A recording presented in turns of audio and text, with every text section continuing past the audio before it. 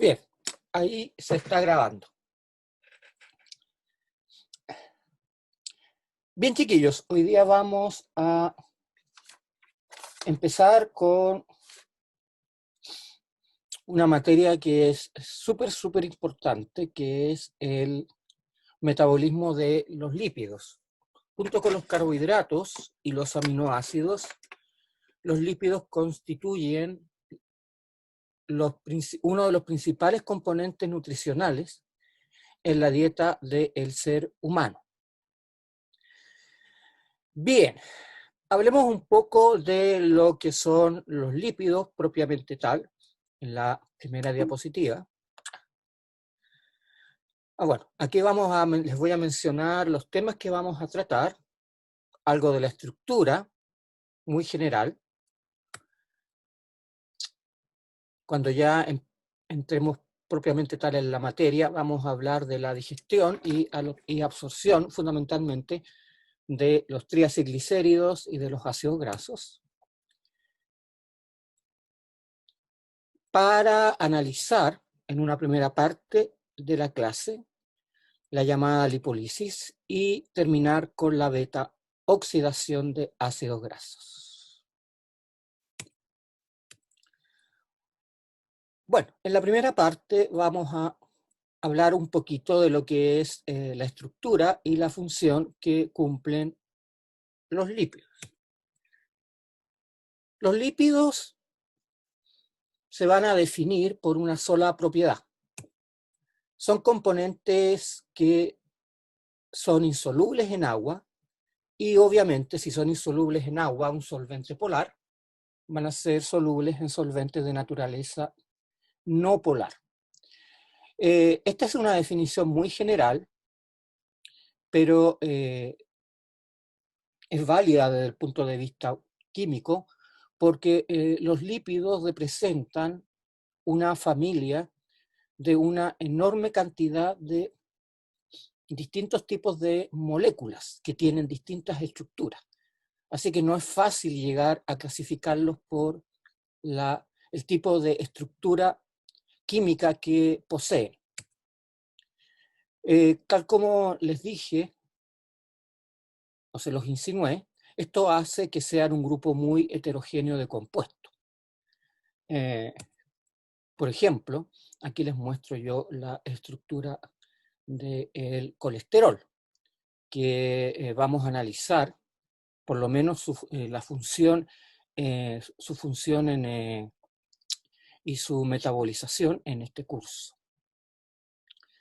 Ahora, fíjense que la estructura del colesterol no se parece en nada a la estructura de este otro compuesto, que es básicamente un derivado de un ácido graso, por lo menos en esta parte de la cadena. Bien. Hablemos de los principales lípidos de importancia biológica, porque si tratáramos en este curso de estudiar el metabolismo de todos los lípidos, en realidad sería imposible. Se puede hacer realmente un curso como este, donde se toque la importancia de los distintos lípidos y su metabolismo. En este curso vamos a analizar en detalle el metabolismo de los llamados triacilglicéridos o triglicéridos. Se pueden usar los dos nombres.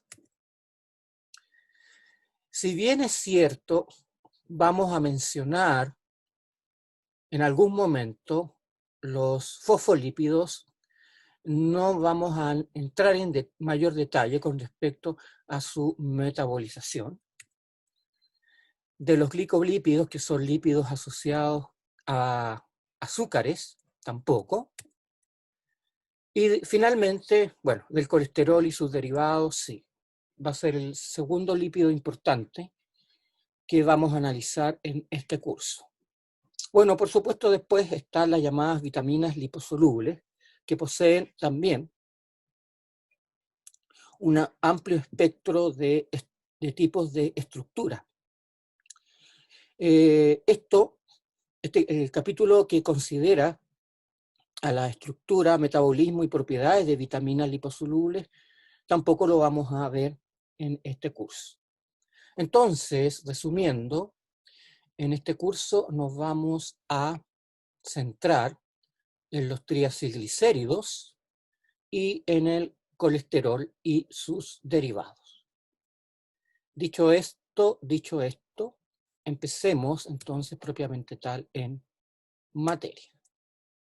Hablemos de los ácidos grasos y los triglicéridos. ¿Cuál es la relación que existe entre ácidos grasos y triglicéridos? Una muy importante. Los ácidos grasos forman parte de los triglicéridos porque un triglicérido, ya van a ver la estructura, es básicamente un éster formado por glicerol, que tiene 3 grupos hidroxilo y que están esterificados a ácidos grasos.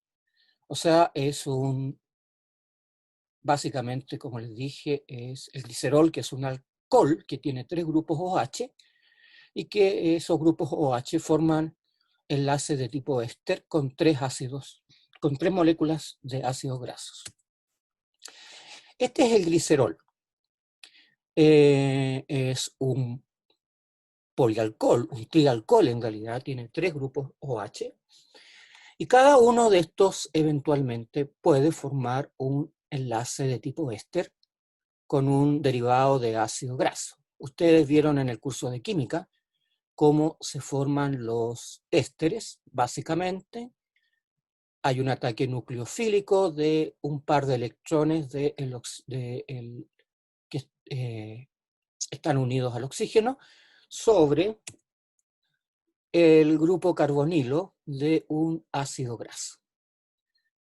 Entonces, cuando se realiza este ataque nucleofílico, se forma un enlace de tipo éster.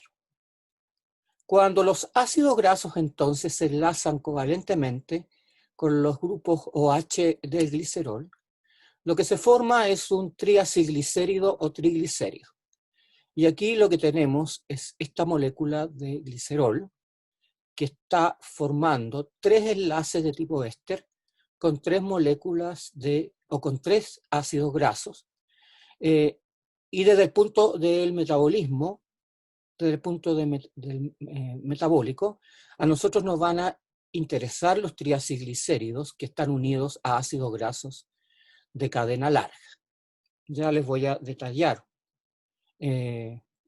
cuando hablo de ácidos grasos de cadena larga a qué me estoy básicamente refiriendo.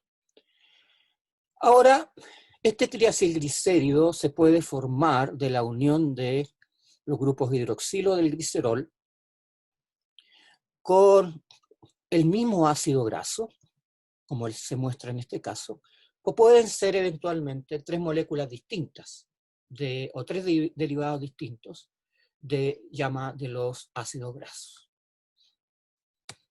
Bien, aquí por ejemplo les muestro un triacilglicérido formado por glicerol y 3 ácidos grasos de cadena larga, donde ustedes no observan la presencia de dobles enlaces. Sin embargo, también es posible que los ácidos grasos de cadena larga que se esterifiquen con el glicerol pueden tener dobles enlaces, 1, 2 o más dobles enlaces. Eso va a depender de la estructura del ácido graso. Ahora, los triacilglicéridos pueden formar parte de las estructuras de membrana. Así que desde el punto de vista de las propiedades químicas de las membranas biológicas en las células también son importantes. Y la existencia o no existencia de dobles enlaces va a determinar cuán fluida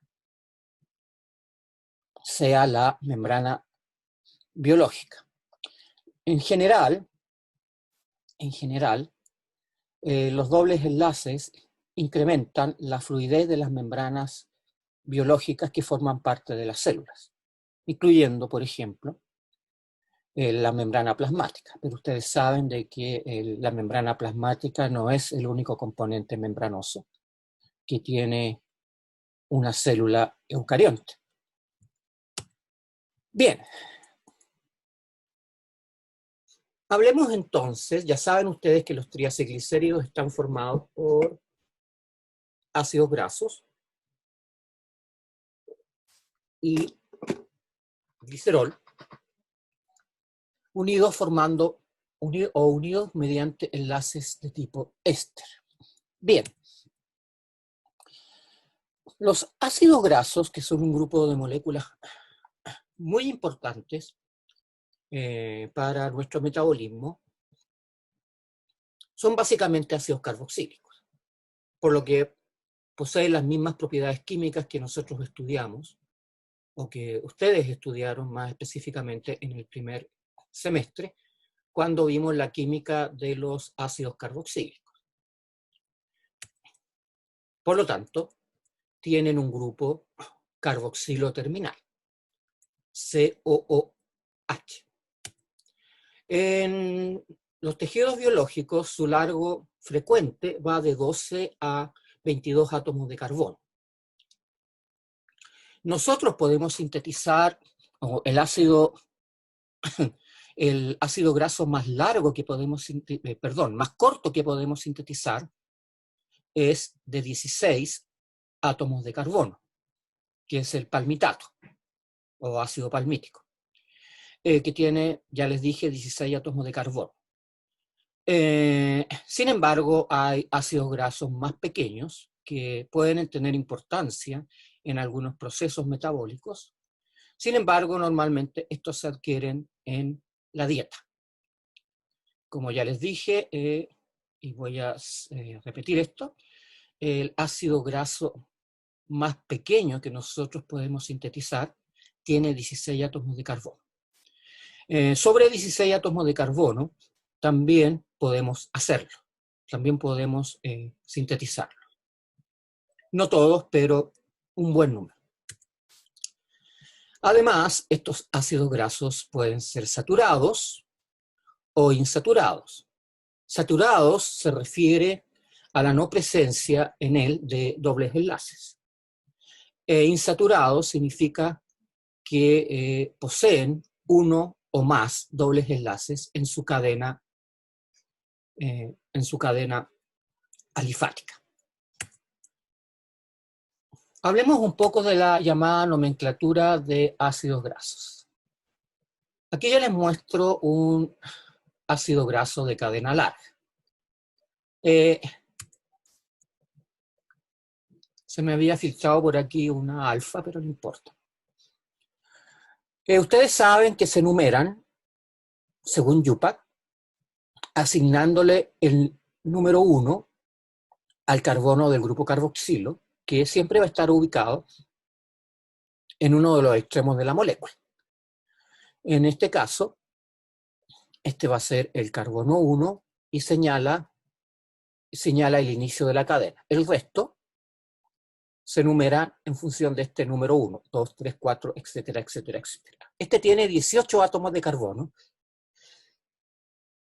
Disculpen que justo se me chingó el estornudo. Ay, me salió. Este ácido graso tiene 3 insaturaciones o dobles enlaces en el carbono 9, en el carbono 12 y en el carbono 15. Por lo tanto, según la nomenclatura Yupac, se nombra como 18, o se numera, mejor dicho, como 18,3 delta.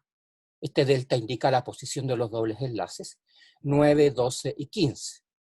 18,3 significa que tiene 18 átomos de carbono y 3 dobles enlaces en su estructura, asociados o al carbono 9, al carbono 12 y al carbono 15.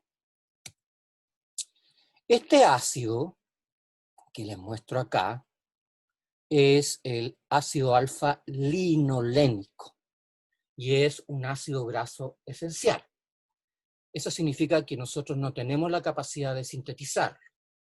Por lo tanto, debemos incorporarlo en la dieta, porque lo necesitamos para sintetizar ácidos grasos de cadena más larga y otras moléculas que se derivan de este ácido alfa-linolénico. Ahora, existe una nomenclatura llamada comercial, nutricional o biomédica que utiliza la nomenclatura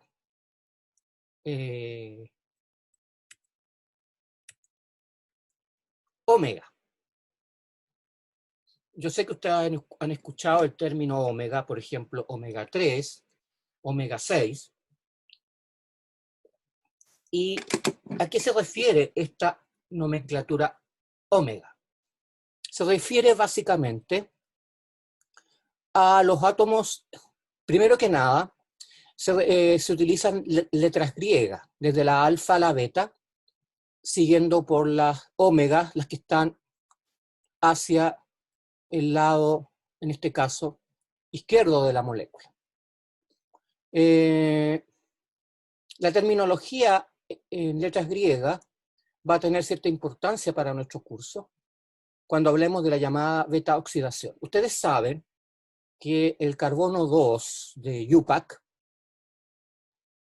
históricamente, antes de que incluso IUPAC proclamara sus reglas, al segundo carbono, que estaba vecino al carbono 1, que era el grupo carboxilo, recibía o recibe la letra griega de alfa, el segundo beta, el tercero gamma, y así sucesivamente. La denominación omega se refiere básicamente a omega, en realidad es la última letra del alfabeto griego. Así que, como ya les mencioné, los que están en este caso, a la izquierda, van a recibir la denominación omega. Pero la denominación omega, ¿qué indica? Indica la presencia de los dobles enlaces. En este caso, del ácido linolénico, alfa-linolénico, omega 3 significa que el doble enlace está sostenido por el carbono 3, empezando a numerar desde el último carbono del ácido graso de cadena larga, en este caso el 18. 1, 2, 3. Por lo tanto, este sería el 6, 4, 5, 6, 7, 8, 9. Esto simplemente se los menciono como una cuestión más bien anecdótica. No vamos a insistir demasiado en esto, porque hay otros aspectos que nos interesan más. Pero esta nomenclatura se usa y en algún momento ustedes la van a tener que ver con más detalle en los cursos que vienen, ¿no es cierto? Quiero además agregar que los nutricionistas o la gente, los químicos, los bioquímicos, los biólogos que se dedican a la nutrición en general, los tecnólogos médicos también, que se dedican a la nutrición, ya no están utilizando o han decidido dar de baja la nomenclatura omega, pero está tan metida en la publicidad, por ejemplo, que yo creo que va a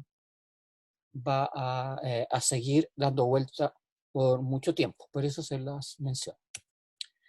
Entonces, aquí tenemos un ácido graso omega 3.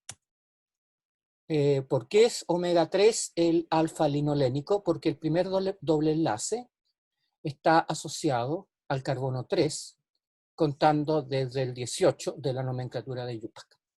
Entonces, para utilizar la nomenclatura de IUPAC, ustedes simplemente lo que van a hacer, perdón, para utilizar la nomenclatura omega, el omega 1 va a ser el carbono, en este caso el 18, el que está a la izquierda, y empiezan a numerar desde ahí, 1, 2, 3, 4, 5, 6, 7, 8, 9. Y la denominación omega 3, omega 6 se refiere a la presencia de los dobles enlaces, porque los dobles enlaces les dan propiedades especiales a estos compuestos. De ahí viene la importancia o la importancia que se les ha dado al llamarlos omega 3, omega 6. Y uno habla de la familia de los omega 3, por ejemplo, o de la familia de los omega 6. Bueno, siguiendo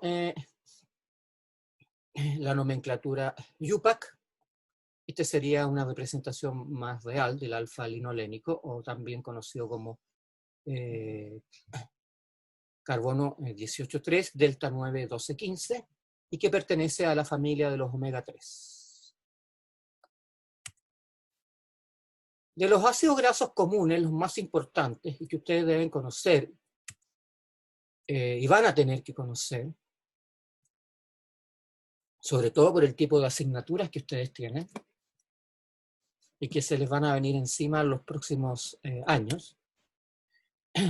El ácido palmítico más pequeño que nosotros podemos sintetizar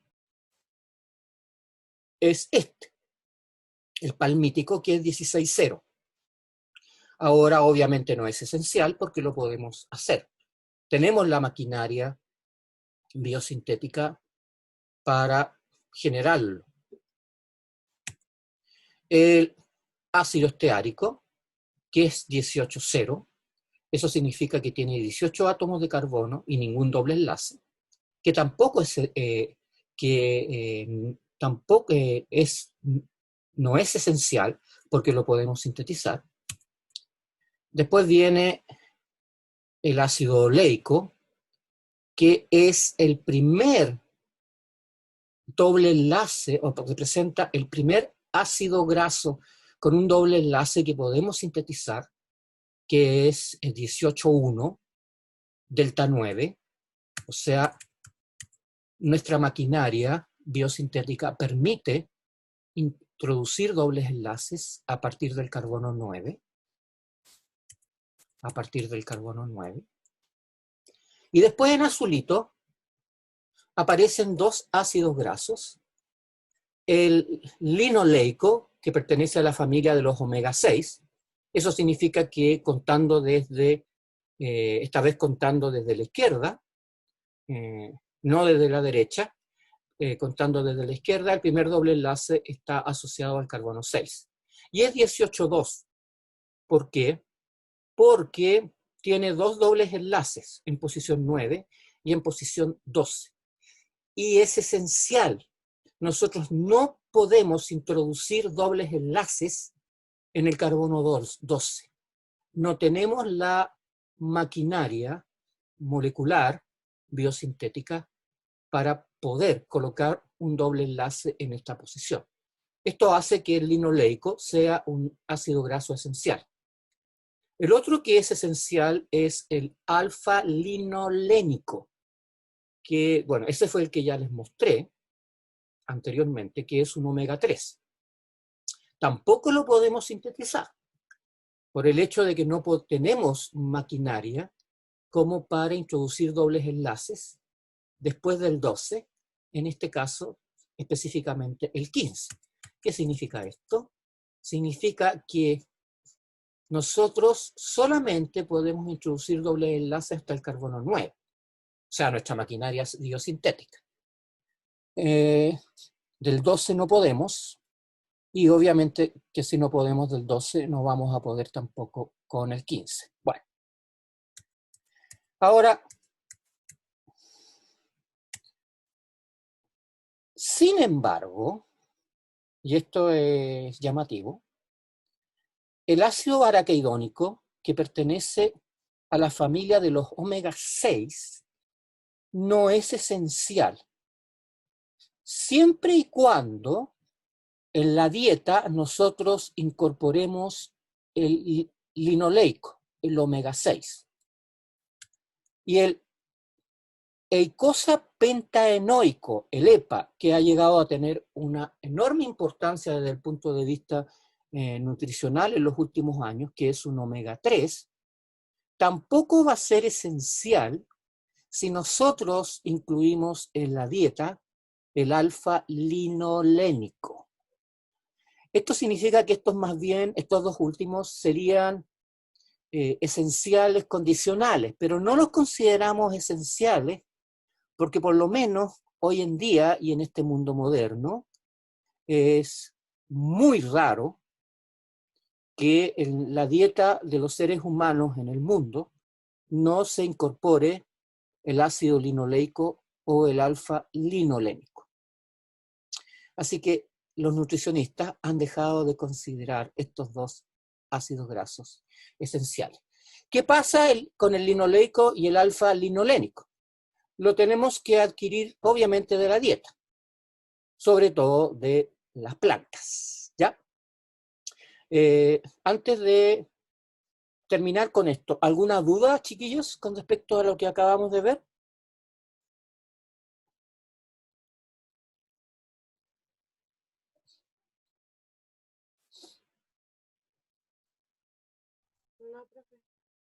¿No? ¿Seguro? Bien. Bueno, después tenemos el docosa hexanoico, que es otro ácido graso importante, abreviado DA, que es 22,6 y tiene dobles enlaces en todas estas posiciones que tampoco se considera esencial. El EPA y el DA, y esto tal vez como dato anecdótico, pero pensando en el futuro, en sus futuros cursos, debo mencionarles que son importantes porque funcionan como factores de transcripción en las células. Bien, o asociados a factores de transcripción. Hablemos del colesterol y sus derivados, que son fundamentalmente los ésteres de colesterol, que son los otros lípidos que nos interesan en este curso. El colesterol tiene esta estructura.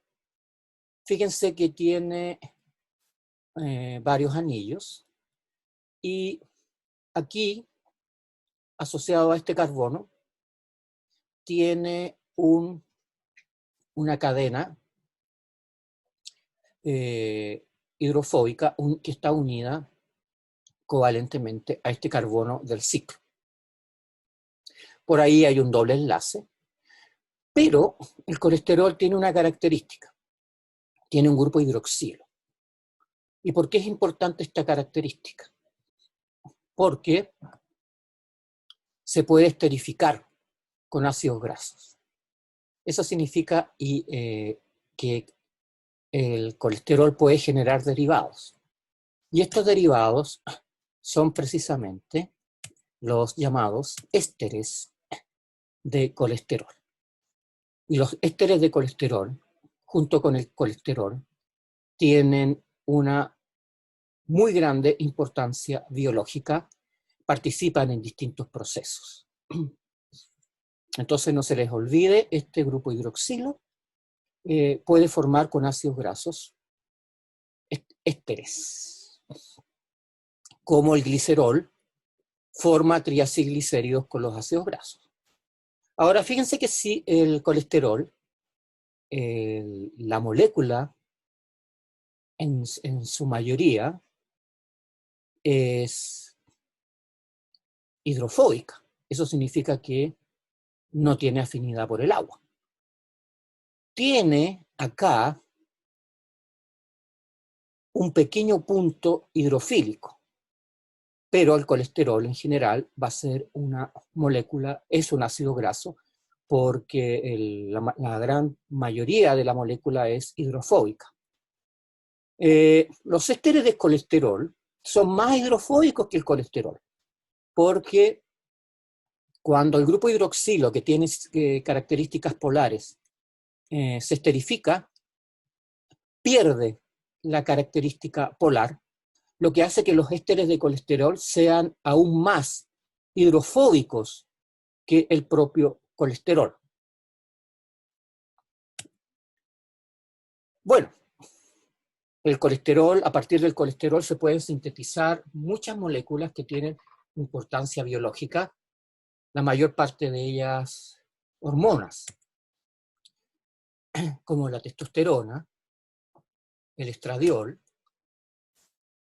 la aldosterona, el cortisol, el ácido. Dejemos aparte estos últimos dos. La testosterona, el estradiol, la aldosterona y el cortisol son hormonas. Y muchos de ustedes las conocen, probablemente las estudiaron en biología en el colegio, y las van a ver, las van a volver a ver en fisiología, si es que ya no las han visto. Dejemos para el final el ácido quienodesoxicólico y el ácido cólico. Estos dos van a formar parte, o van a servir, mejor dicho, como precursores de las sales biliares. ¿Cómo se forman las sales biliares? Lo vamos a ver en las siguientes diapositivas.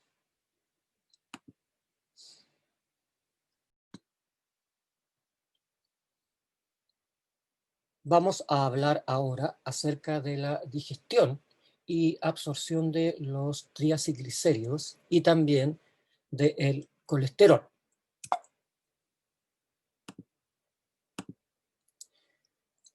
Con respecto a la cantidad de lípidos que nosotros ingerimos, en la ingesta diaria de los lípidos en general, va a consistir aproximadamente de 60 a 150 gramos de triacilglicéridos, 0,2 a 0,5 gramos de colesterol, ambos me refiero a los triacilglicéridos y el colesterol en forma libre o esterificado, y de 2 a 3 gramos de fosfolípidos. La digestión de los lípidos se realiza fundamentalmente en el intestino y asociado a la bilis, que tiene especial importancia en la digestión de estos lípidos. Antes de entrar propiamente tal en hablar específicamente de la digestión, hablemos de lo que son las llamadas enzimas lipasas. Las lipasas catalizan la hidrólisis de un enlace éster. Por ejemplo, tomemos el siguiente triacilglicérido. Este triacilglicérido o triglicérido está formado por glicerol y 3 ácidos grasos que están unidos mediante enlace éster. Las lipasas lo que catalizan es la hidrólisis de estos 3 enlaces señalados por las flechas. Entonces, la acción del agua produce la ruptura hidrolítica de esos enlaces. Y en el caso de la lipasa lipoproteica, que es una lipasa muy importante, que no participa en la digestión, sino que participa en la hidrólisis de triglicéridos a nivel de los tejidos, se genera glicerol y 3 moléculas de ácido graso, tal como aparece ahí. Otra lipasa que sí participa en la digestión es la lipasa pancreática. La lipasa pancreática, como lo dice su nombre, es producida por el páncreas y secretada al intestino. Esta lipasa cataliza la hidrólisis de triglicéridos en una molécula de monoacilglicérido y un ácido graso. El número 2 indica que el ácido graso está unido por unión éster al carbono 2 del monoacilglicérido. No significa que haya 2 moléculas de monoacilglicérido, por si acaso. Bien, hablando un poco en el contexto general de las lipasas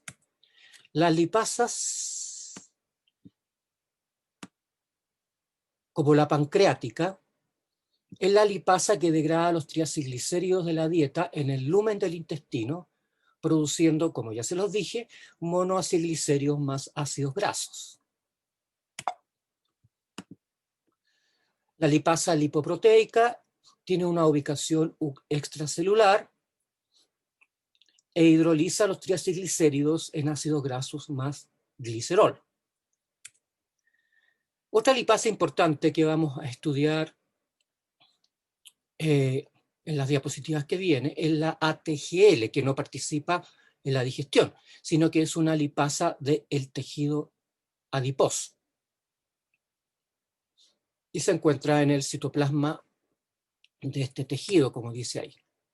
La lipasa sensible a hormona, o HCl, es una enzima muy importante, es la enzima marcapaso de la lipólisis en el tejido adiposo, y como dice ahí también se ubica en el citoplasma de los adipocitos y transforma los diacilglicéridos en monoacilglicéridos.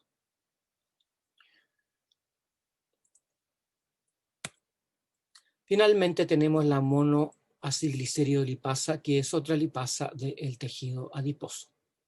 Hidroliza los monoacilglicéridos a ácidos grasos libres más glicerol. Volvamos al contexto de la digestión de los lípidos. Como yo creo que algunos de ustedes saben, la bilis es, aquí está su definición, es una secreción líquida amarillenta, amarronada o de color verde oliva y de sabor amargo, producida por el hígado de muchos vertebrados, incluido el hombre, ¿no es cierto? La bilis funciona en la digestión, ejerciendo una acción emulsionante de los ácidos grasos. Esta acción emulsionante consiste en generar gotitas muy pequeñas de ácidos grasos que pueden ser atacadas más fácilmente por las enzimas digestivas, La bilis contiene, muy importante, sales biliares, proteínas, colesterol, hormonas y agua. Y tiene un pH alcalino, sobre 7. Una cuestión importante es que uno de los componentes más importantes de la bilis son las llamadas sales biliares, que se derivan de los ácidos biliares que a su vez se sintetizan a partir del colesterol hepático. Aquí les muestro yo un esquema que es importante que lo tengan en cuenta cuando hablemos de la digestión de los lípidos. Bueno, aquí tenemos la vesícula biliar y el estómago. Los lípidos que llegan al estómago van a ser obviamente digeridos, y para esta digestión toma mucha importancia la vesícula biliar, pues la vesícula biliar almacena la bilis que ha sido sintetizada en el hígado. En este esquema no se muestra el hígado, pero el hígado sintetiza la bilis y el hígado la vierte y la acumula, la guarda como reserva en la vesícula biliar. Entre la vesícula biliar y el intestino, la parte superior del intestino, hay un conducto que desemboca junto con el conducto pancreático de, obviamente, el páncreas. El páncreas es importante en esta acción porque genera produce varias enzimas que son importantes en la digestión de los lípidos. Una de ellas es la lipasa pancreática, además de una enzima que degrada el colesterol esterificado. Entonces, los alimentos ingeridos en la dieta inducen la secreción de estas enzimas o la producción de estas enzimas por el páncreas, las que las vierten a la parte superior del intestino delgado. Lo mismo pasa con la bilis. La bilis, que contiene las sales biliares, que van a ser muy importantes en la digestión de los lípidos, también vierte su contenido a la parte superior del intestino a través de este conducto por acción por estímulo de los alimentos. Bueno, entonces tenemos que los alimentos que contienen lípidos y que llegan a este duodeno van a empezar a ser digeridos en esta zona. Bueno, ya la digestión había empezado en el estómago. De hecho, en el estómago los triacilglicéridos son ya parcialmente digeridos por la acción de una lipasa estomacal y también de una lipasa lingual. La lipasa lingual es secretada en la boca, pero es tomada a través del esófago y llega al estómago. Entonces aquí tenemos un conjunto de por lo menos dos lipasas, la lipasa del estómago y la lipasa la llamada lipasa lingual, que ya ha empezado la digestión de los triacilglicéridos. Bien, entonces, bueno, esto es básicamente lo mismo. Aquí yo les muestro el mismo esquema que les había mostrado en grande en la anterior. Ahora, las sales biliares de la bilis son súper importantes porque emulsionan los triacilglicéridos. Eso significa que los dividen en pequeñas gotitas. Y esto lo hacen, esta acción la realizan en el intestino delgado formando micelas, que son unas partículas que contienen los lípidos que van a ser digeridos. Otra cuestión importante es que el páncreas produce una enzima muy importante cuya catálisis ya vimos, que es la lipasa pancreática y que degrada los triacilglicéridos a monoacilglicéridos. Les muestro aquí la acción emulsificante de las sales biliares, que tienen una característica anfipática, es decir, tienen una parte que es polar y una parte que es apolar.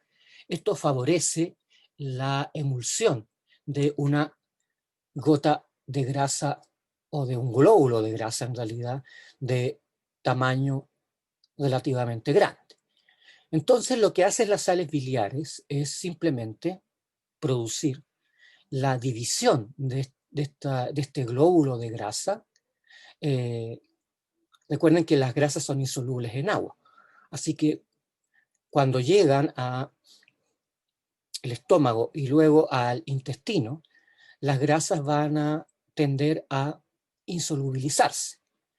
Y si no están solubles, no van a poder ser digeridas por la lipasa secretada por el páncreas, la lipasa pancreática. Entonces, las sales biliares, que tienen la acción parecida a la de un detergente, dividen esta gota más grande o este glóbulo de grasa en gotitas muy pequeñas.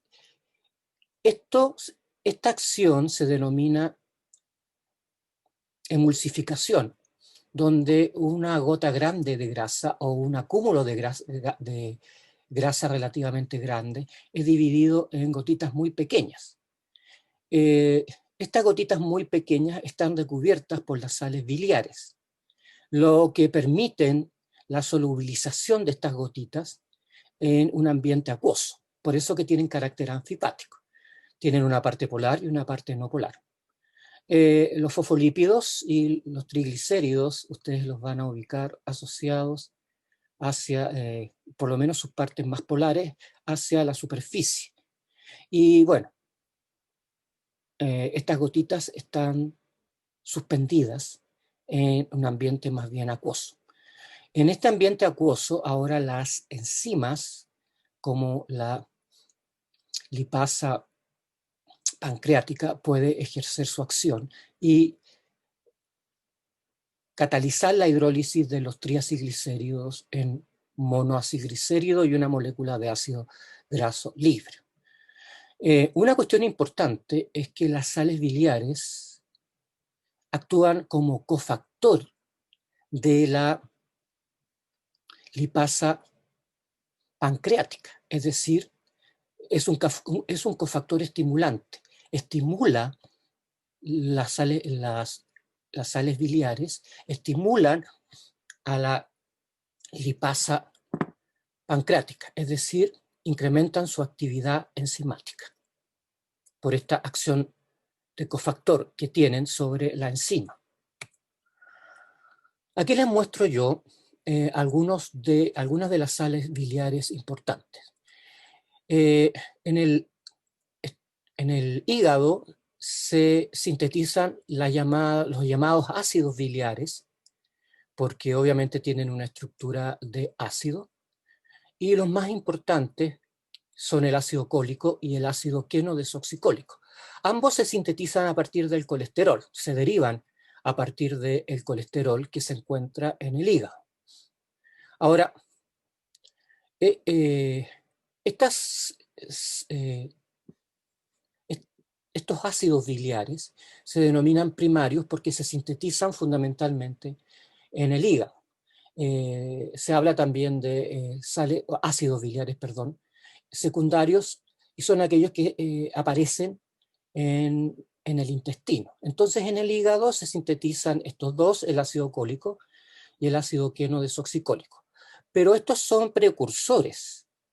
El ácido cólico se modifica en esta región del grupo hidroxilo con un aminoácido, la glicina, que forma un enlace amido en esta región. Entonces, la glicina, parte de las moléculas de glicina se unen a el ácido cólico, formando el ácido glicocólico, y en el caso del queno-desoxicólico, este también se modifica por acción de otro aminoácido, la taurina, que se adiciona también en esta región. Ahora, fíjense que estos ácidos biliares se sintetizan fundamentalmente a nivel del hígado, pero van a ser vertidos a través de la bilis al intestino, al duodeno.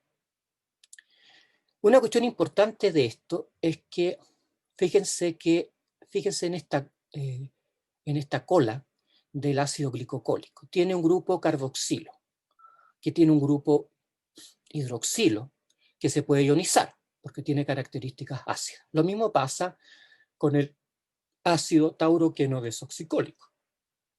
Tiene también aquí un grupo sulfónico que es muy ácido.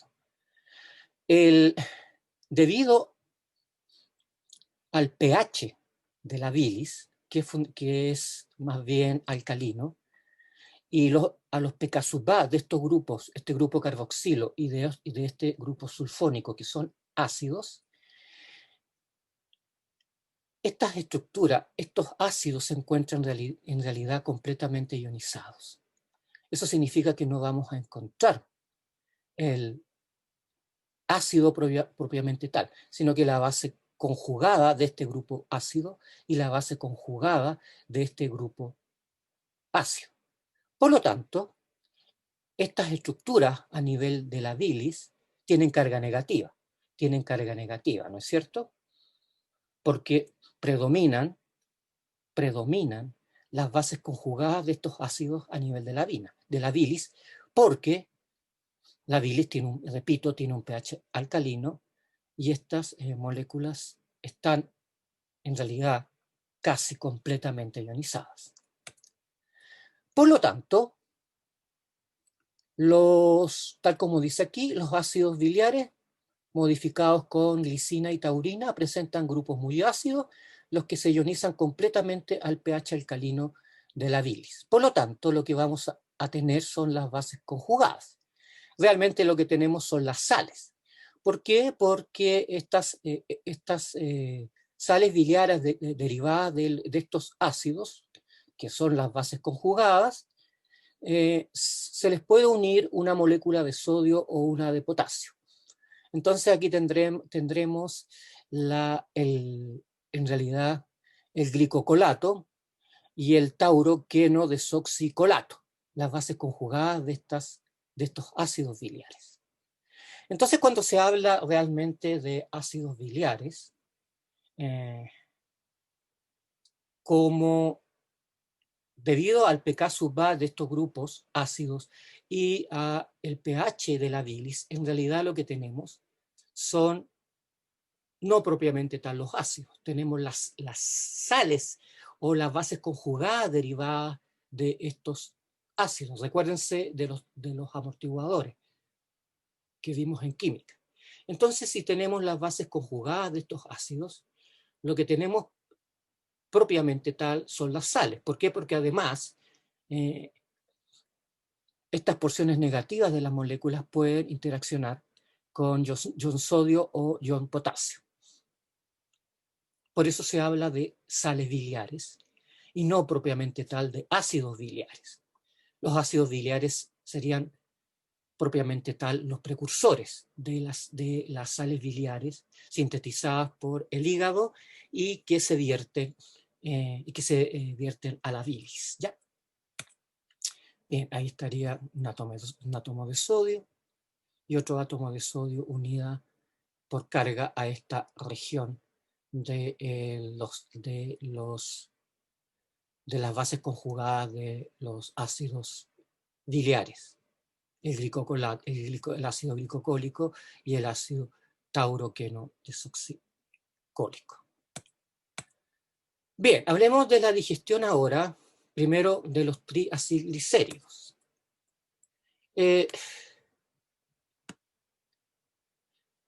Las grasas de la dieta, los triacilglicéridos fundamentalmente, ya vamos a hablar también un poquito del colesterol. Llegan, ustedes saben, llegan al estómago. Ya parcialmente ha habido una hidrólisis de estos por la acción de la lipasa lingual y también de la lipasa estomacal o la lipasa del estómago. Sin embargo, cuando estos llegan al duodeno, se emulsionan por acción de la bilis y se forman estas pequeñas micelas ya explicadas anteriormente, ¿no es cierto? La emulsión de los triacilglicéridos y la formación de estas micelas permite la acción hidrolítica de la lipasa pancreática.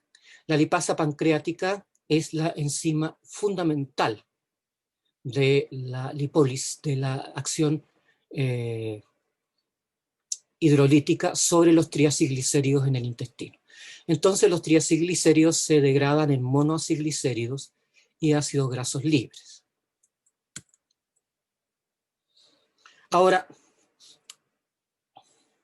los monoacilglicéridos y los ácidos grasos libres que aparecen van a atravesar la mucosa del intestino, recuerden que aquí hay un borde en cepillo, y van a llegar al interior de las células que forman el intestino, del epitelio intestinal, los enterocitos, básicamente. Y ahí se vuelven a esterificar. Ahora, básicamente, estos triacilglicéridos al interior del intestino forman una lipoproteína, el kilomicrón, la cual es una partícula que contiene triacilglicéridos, algo de colesterol, una cubierta de fosfolípidos y además proteínas. Estos kilomicrones son secretados por los enterocitos del intestino no directamente al plasma, sino que van a la linfa. Y bueno, a través del conducto torácico llegan finalmente a la sangre. Lo hacen a través de, me parece que es una vena, y esta vena o la sangre transporta estos kilomicrones a los tejidos. ¿Cómo? A medida que estas venas se van haciendo cada vez más chiquititas, llegan a formar capilares, y asociados a estos capilares existe una enzima de la cual ya hablamos, que es la lipasa lipoproteica. La lipasa lipoproteica toma los triacilglicéridos y los digiere a ácidos grasos libres y glicerol. Entonces, la lipasa lipoproteica hidroliza los triacilglicéridos y ahora estos ácidos grasos libres, por la acción de transportadores, pueden pasar a los tejidos. En este caso, lo que se muestra es la entrada de los ácidos grasos libres a fundamentalmente un adipocito. En los adipocitos, los ácidos grasos libres se esterifican para formar triacilglicéridos y quedan guardaditos ahí como grasa de reserva. Si estos ácidos grasos llegan a otro tejido, como por ejemplo un músculo o músculo esquelético, van a ser oxidados para obtener básicamente energía. Bueno, aquí les muestro yo la acción de nuevo, de la lipasa lipoproteica, la lipasa, la lipasa intestinal, la lipasa, hablo de lipasa intestinal, y aquí quiero hacer un paréntesis. La lipasa pancreática también en algunos textos recibe el nombre de lipasa intestinal. Entonces, si ustedes por ahí leen lipasa intestinal, recuerden que es la lipasa es la lipasa secretada por el páncreas, la lipasa pancreática. Entonces, en nuestro curso, en realidad, lipasa pancreática y lipasa intestinal son sinónimos, es la misma lipasa.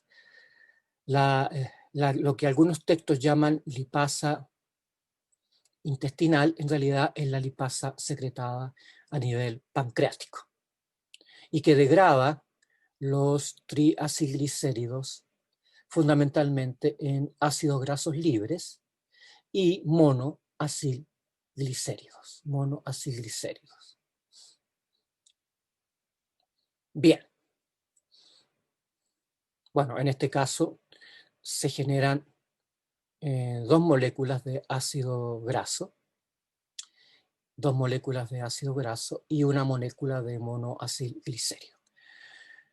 Estos ácidos grasos libres y el monoacilglicerol van a penetrar la mucosa intestinal y van a llegar al interior de los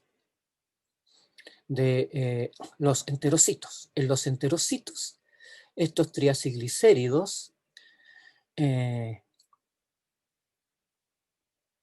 bueno, recuerden que cuando los ácidos grasos libres y los monoacilglicéridos llegan al interior de las células del intestino, o sea, los enterocitos, son vueltas a esterificar para formar los triacilglicéridos. Estos triacilglicéridos, con lípidos y proteínas, forman los kilomicrones, por lo que los kilomicrones son sintetizados fundamentalmente a nivel de los enterocitos. Y los enterocitos los secretan al sistema linfático. Bueno, en cuanto al colesterol, el colesterol llega al tracto intestinal en su forma libre, como colesterol libre, o también formando parte de ésteres de colesterol. Los ésteres de colesterol son degradados a colesterol libre por la acción de una enzima llamada colesterol esterasa pancreática, que es secretada por el páncreas al intestino y que cataliza la hidrólisis de los ésteres de colesterol a colesterol libre y ácidos grasos libres. El colesterol libre, entonces, generado, va a ser transportado a través del epitelio intestinal hacia, hacia el interior de los enterocitos, digo.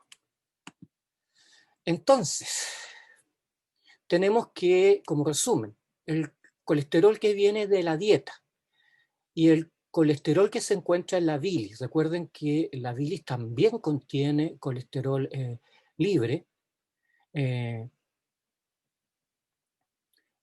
Van a formar parte de las micelas, estas gotitas que se forman por la acción de las sales biliares y que permiten la acción de las enzimas hidrolíticas.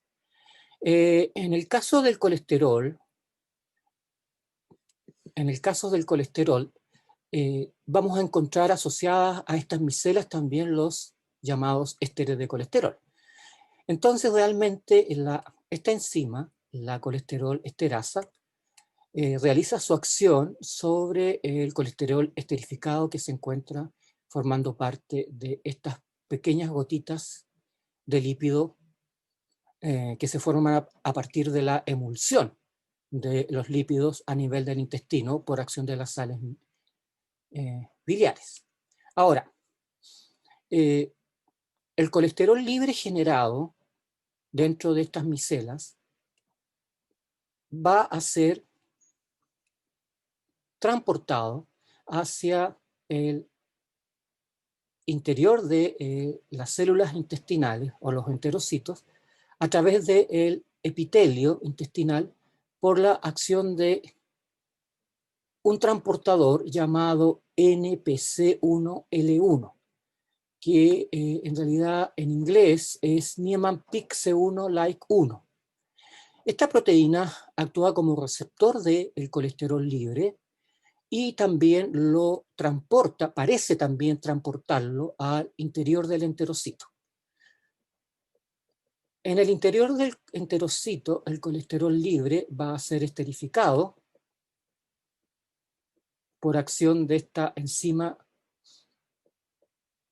que pertenece a una familia de las llamadas ACAT. Ya vamos a hablar de las ACAT en las próximas clases o en las próximas diapositivas. Se esterifica. Entonces el colesterol esterificado ahora va a ser incorporado a los kilomicrones.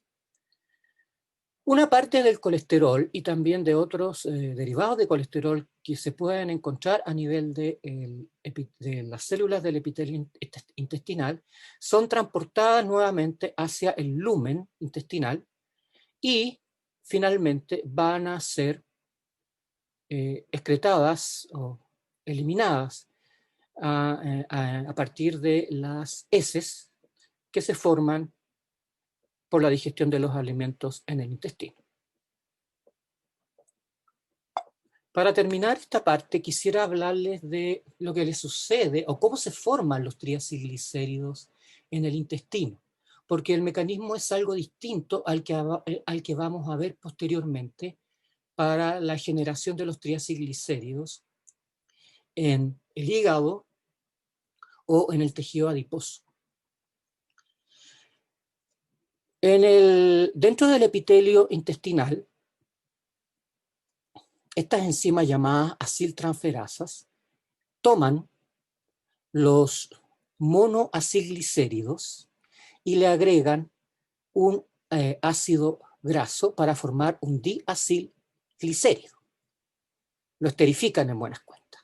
Ahora, el diacilglicérido vuelve a ser esterificado por otra aciltransferasa para generar finalmente el triacilglicérido que va a ser incorporado en kilomicrones.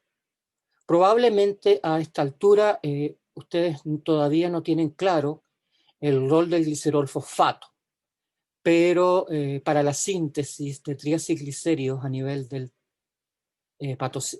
hígado o a nivel del tejido adiposo, ustedes requieren glicerol fosfato como sustrato.